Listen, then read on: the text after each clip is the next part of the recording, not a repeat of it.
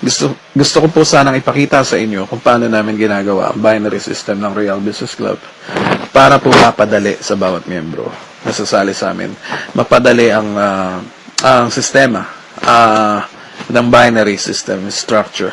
Bali, ito po ang makakatulong sa bawat member na sasali sa amin dahil hindi na po sila mahihirapan at hindi na po nila kailangan umasa sa mga uplines or sponsor nila na bigyan sila ng tao. So ito po ang the best way para masolve ang problema natin sa binary system. I-explain ko po sa inyo kung paano. Okay, bakit kailangan natin maging distributor ng Royal? Unang-una, napakaganda po ng binibigay sa atin ng Royal. Kung makikita nyo po dito, meron po tayong lifetime membership. Wala po tayong monthly maintenance. Okay, isang beses ka lang bibili ng products ng Royal. Wala po tayong quota. At 6 na ways po ang earning natin dito. Isa lang po itong ituturo ko sa inyo. Ito lang po ay isa sa mga 6 na earnings. And then, meron tayong unlimited weekly commission. Okay? Unlimited po tayo dito. Dahil wala pong limit ang kikitain natin dito. Ipapakita ko po sa inyo. Unang-una, kailangan natin dito ay meron tayong focus. Okay? Importante na meron tayong focus. Ano bang kailangan natin i-focus dito? Ang kailangan natin i-focus ay mag-create ng Business Network A. Okay? Ito ang step 1. Step 1, kailangan natin i-create ang Business Network A. So, magpo-focus tayo sa Network A. Okay? Network A muna tayo. And by the way po, okay, itong silhouette ng tao, of course, ito yung member. And then, ito naman yung bag. Ang isang bag ay merong 150 points. Explain ko po sa inyo yan later. So, ito ang network A natin. Bali, magkikreate tayo nito. Itong arrow na red. Okay, network A yan. Siya yan. Ang system ng Royal is binary plan. Okay?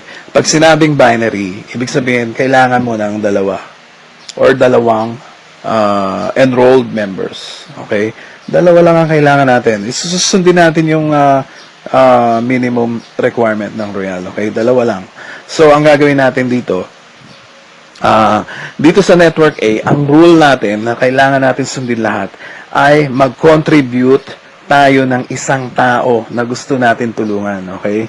Ibig sabihin, maglalagay tayo ng isang tao dito sa network na to na gusto natin tulungan. Hindi para pagkakitaan siya. Okay? So, ibig sabihin, pag nilagay mo ang tao dyan, ibig sabihin nun, matutulungan mo siya o matutulungan ko siya. So, garantisado ako, pag nilagay ko ang aking, let's say, kamag-anak, kapatid, kaibigan, sa linya na yan, I'm 100% sure na makakatulong ako sa kanya. Okay? Explain ko sa inyo kung bakit. So, ito na po yung gusto kong tulungang tao. Si number 1, nilagay ko kagad siya sa network A ko. Okay? Ang network A na binibuild natin ay magiging common network natin. Papakita ko sa inyo. So, nilagay ko kagad yung gusto kong tulungan dyan dahil alam ko nga na matutulungan ko siya. So, ang gagawin ko, kailangan tulungan ko si number 1 na magkaroon din siya ng tao dito sa Network A na gusto niyang tulungan. Okay? Lahat tayo magko-contribute lang ng isang tao. Okay? Sa Network A.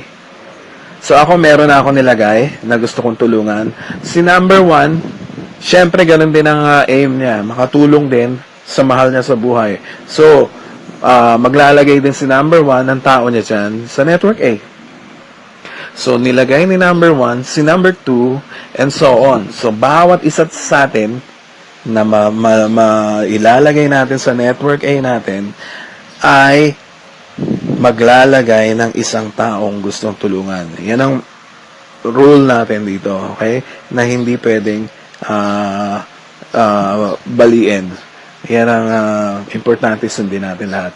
Kailangan natin mag-contribute ng isang tao. So, si number 2, meron din yan ilalagay for sure, di ba? Later, maglalagay din siya. Okay, tingnan natin ang mangyayari.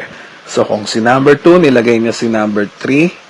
Si number 3, ilalagay niya si number 4. Okay, lahat tayo tag-iisa. Si number 4, lalagay niya si number 5. And then si number 5, let's say, si number 6 ay ikaw. Okay, ikaw yan. So, kung ikaw si number 6, ganun din ang purpose mo. Makatulong ka rin sa mahal mo sa buhay. Okay? So, syempre, maglalagay ka rin dyan. So, nilagay mo si number 7. Okay? Meron ka ng isa. And so on. Siyempre, si 7, ganun din. Meron din siyang isa. And then, ano mangyayari? Hahaba na yan. Okay? Wala nang hinto yan. Kung ang rule natin is maglagay tayo ng isang tao natin sa network A na gusto natin tulungan. Wala nang hinto yan. For sure, di ba? Ano nangyari? Hahaba na yan hanggang China. Okay. Explain ko sa inyo kung ano ang kinaganda nito. Kung mapapansin mo, isang tao, di ba sabi ko sa iyo, 100% sure ako na matutulungan ko siya. Tignan mo ang nangyari sa akin. From number 1 to number 11, okay, let's say, nandito pa lang tayo sa number 11. Ilan na ang points na na-accumulate ko? Okay, ang points, by the way, ay nagiging cash. Okay, from 1 to 11, okay, 150 points, times mo sa 11, meron na ako 1,660 points. So, isa lang naman ang taong tinulungan ko. Okay, paano ako nakatulong kay number 1? Tingnan niyo si number 1. Si number 1, meron na siyang tao from number 2 hanggang 11. Sa kanya rin yan, tao niya rin yan. Yung tao ko, tao niya rin. That means, yung points from number 2 hanggang dun sa 11, points na rin yan. So, meron pala siyang 10. Times 10 siya, di ba? That means, yung, let's say, relative ko to, na gusto kong tulungan, meron na siyang times 150, 1,150 points. Okay ba? So, isang tao lang siya. Isang tao lang din ang nilagay niya. Ito si number 2, di ba? Pero meron na siyang points sa lahat ng tao na na-create namin dito sa network A. Okay, ganun din si number 2, points na rin yan, mga yan. Points na rin yan. Si number 3, masaya ba si number 3? Yes, dahil may points din siya. Ang points nagiging cash.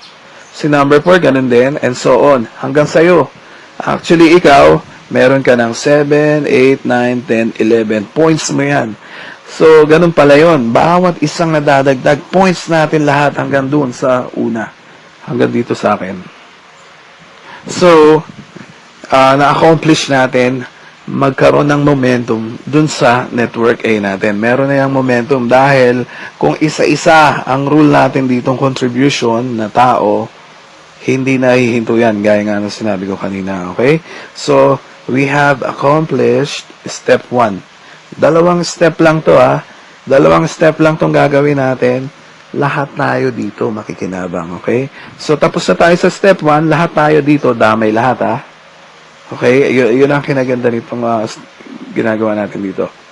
So, ngayon, kailangan naman natin mag-create. Ito na yung step 2. Sabi ko sa inyo, step 1 and step 2 lang to. Ang ipo-focus naman natin ang sarili natin sa network B, okay? Nandito na pupunta ang focus natin. Dahil hahayaan na natin to, di ba? Haba na to hanggang China. Okay, so sa network B naman tayo magpo-focus. At dyan ngayon, papasok ang binary system ng Royal. Okay, ito na yung binary system. Wala tayong binabago sa binary system, pero pinapaganda natin. Okay, lahat ng sistema pwede natin pagandahin. Actually, ito ay very, very effective at napag-aralan na long time ago. So, ito ang gusto ko sa inyo i-share na dapat natin gawin sa Royal. So, dito na yung binary system. At, syempre, pag binary system, usually, meron tayong commission dyan pag nag-match, okay? Per match is 2,100 pesos. Okay? So, ang match ng network A and network B, meron tayong 2,100. Okay ba? So, nag-start na ako ngayon. Maglagay ng second person ko sa network B. Ito na yun, no? Ito na yung second person ko. Di ba binary? Binary is dalawa lang ang requirement natin sa binary. So, meron na akong dalawa, oh. Okay na ako, di ba? Ito na yung second person ko. Ibig sabihin, nag-match na ako dyan, di ba? Meron na akong 1 and 2. Match na yan. Anyway, let's continue. So, ang tinuro ko dun sa network A ko, kung ano ang tinuro ko dito, ganun din ang ituturo ko dito sa network B. Okay? Parehong-parehong procedure. Ang rule pa rin natin, okay, mag-focus tayo sa network B. Okay?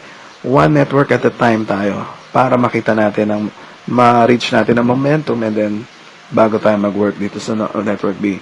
So, ang rule natin dyan, hindi nagbabago. One person contribution per network. Okay? Nilagay ko si 1. Okay? Si 1 nilagay niya si 2. Si 2 nilagay niya si 3. Si 3 nilagay niya si 4. And so on. Diba? Hahaba na yan. Tag-iisa lang naman eh. Straight line, di ba? So, ano na nangyari sa akin? Okay, tingnan natin kung ano maganda nangyari. Di ba sabi ko sa inyo, ang per match is 2,100. Okay, ito yun, no? 2,100. Nagkaroon ako ng 4. Okay, 4 na pairing. Sa network, B, 4. And then, kukunin ko yung 4 din dito sa network A. Okay, so 4 times 2,100. 8,400 na yan, di ba? 8,400 na yan. Plus, okay, every direct na tao. Let's say, ang direct ko na tinatawag, direct sponsored member is number 1 and number 2. Ang isang direct is 1,600. Okay? Meron akong dalawang direct. So, that means kumita ako sa kanilang dalawa, bibigyan ako ng royal ang bonus na direct commission of 3,220. So, 8,400 plus 3,220, meron kaagad akong 11,620 pesos. So, sa 4 na pairs pa lang, almost nabawi ko na kaagad yung binayad ko sa product. Meron pa akong product, meron pa akong cash, di ba? 11,600. So, halos tubo ko na yan, di ba? Dahil meron na akong products, meron pa akong cash. So, tignan naman natin kung ano ang mangyayari sa'yo. Okay, ikaw to, di ba? Si number 6. Anong gagawin mo? Number 6. Di ba, natatanda mo, na-build na natin to, nagkaroon na siya ng momentum, humaba na hanggang China. So, ikaw, masaya ka. Siyempre, dahil yung network A ko, network A mo rin. So, ikaw, ang dami mo ng tao sa network A. Yan, haba na, oh. Anong gagawin mo? Very simple. Kung ano ang ginawa ko dito, kung anong ginawa ko dito sa una, ganun din ang gagawin mo dito. Okay? So, yan na yan. Gagawa ka rin ng network B mo. Okay? Meron tayong kanya-kanyang network B. Okay? Dito tayo nagkakaroon ng sarili-sarili nating network. So, ikaw, nilagay mo yung number 2 mo dito. Diba? Ikaw, meron ka ng 1 dito. So, yung pangalawang gusto mong tulungan, lagay mo dito sa network B. So, ang rule natin hindi magbabago. Dapat ito ang susundin mo na mag-contribute ng isang tao na ilalagay sa network B. So, si number 1, maglalagay yan dito. Diba? Maglalagay din siya. Hahaba na yan. Okay? Si number 1, nilagay niya si number 2. Number 2, 3. Number 3, nilagay niya si 4. Number 4, nilagay niya si 5. Yan ang nangyari rin sa'yo. So, kung ano nangyari sa akin dito, ganun din ang nangyari sa'yo. So, that means, ano na nangyari susunod? Meron ka ng 5 tao dito, di ba? So far. So, number 5 to. So, 5 pares na rin yan, di ba? That means, kumita ka sa 5 pairs ng, how much? 2,100 times 5. Meron ka kaagad. Plus 3,000, okay? Bali, 10,500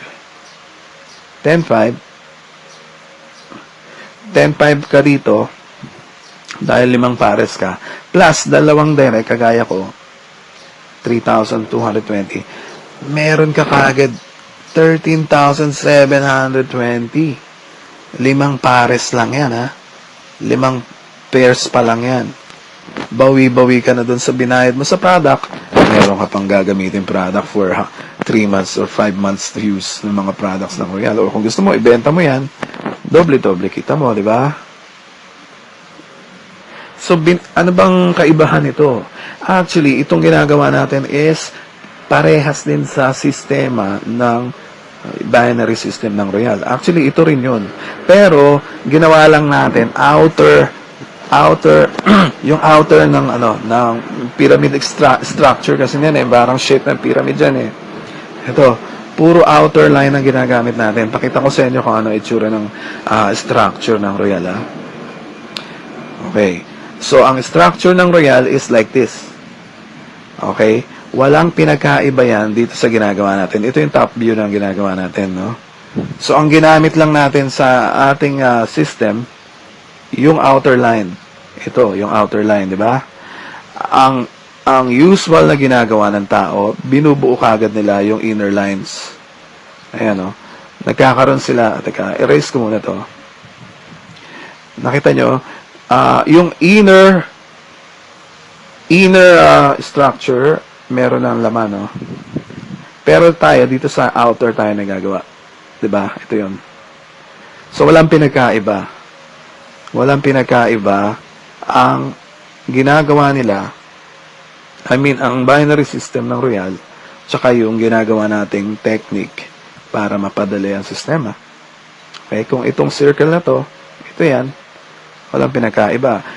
Ang pinagkaiba lang nito, ito, nilagyan to sa loob ng structure. Unlike sa atin, dito lang tayo sa labas.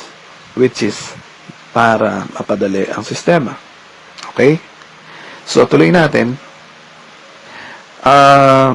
Anong gagawin naman ng ibang tao? Let's say, for example, ito si number 3. Anong dapat gawin niya? Diba?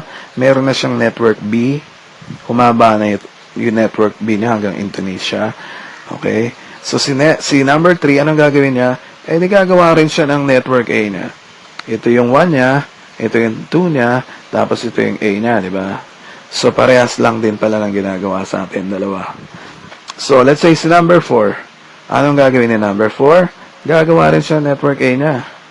Okay, ganun din si number 3, gagawa rin siya ng network B niya. So, lahat tayo puro straight line lang. Pagka ganito pala ang ginawa natin, mas makakatulong tayo sa bawat member na sasali sa team natin. Okay? Sa group natin. So, yan ang kaibahan ng team natin sa halos karamihan na gumagawa or members ng Royal. Okay? Or other network marketing companies. Okay? So, ito ang technique sa binary system na gusto ko sanang ituro nyo sa mga susunod na magme-member sa inyo. So, anong dapat nilang gawin?